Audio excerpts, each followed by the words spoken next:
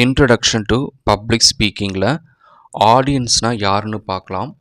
Public ஸ்பீக்கிங்கில் ஆடியன்ஸுடைய character ரொம்ப இம்பார்ட்டண்ட்டானது.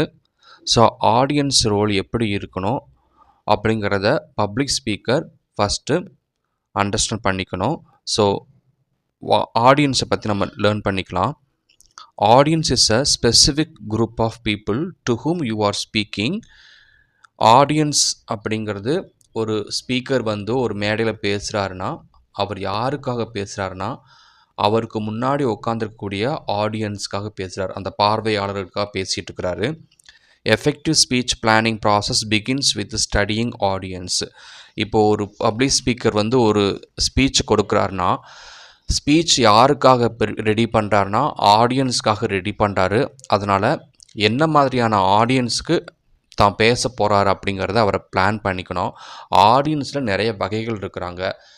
பொதுமக்களா, இல்லை ஸ்டூடெண்ட்ஸா, பெண்களா, வயதானவர்களா, அரசியல் கூட்டத்துக்கு வந்திருக்காங்களா அப்படின்னு எந்த மாதிரியான ஆடியன்ஸுக்கு நம்ம பேச போகிறோங்கிறத ஃபஸ்ட்டு ஆடியன்ஸை அந்த ஸ்பீக்கர் வந்து ஸ்டடி பண்ணிக்கணும். It helps to know the characteristics of diverse audience. இப்போ ஆடியன்ஸை பற்றி நம்ம லேர்ன் பண்ணும்போது ஆடியன்ஸோடைய கேரக்டரை நம்ம தெரிஞ்சுக்கலாம்.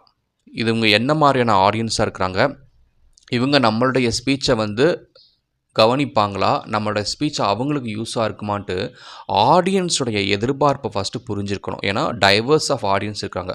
ஆடியன்ஸ் நிறைய வேற்றுமைகள் இருக்கிறாங்க. நிறைய வகையான வயசு வித்தியாசம் உள்ளவங்க இருக்கிறாங்க. ஜெண்டர் ரீதியாக ஆடியன்ஸ் இருக்கிறாங்க. ஃபஸ்ட்டு நம்ம ஆடியன்ஸுடைய குணாதிசயங்களை நம்ம தெரிஞ்சுக்கணும். இவங்களுக்கு இந்த ஸ்பீச் கொடுத்தா அவங்க கவனிப்பாங்களா, அவங்க ஆர்வம் கொடுப்பாங்களா அப்படிங்கிறத நம்ம ஃபஸ்ட்டு புரிஞ்சுக்கணும்.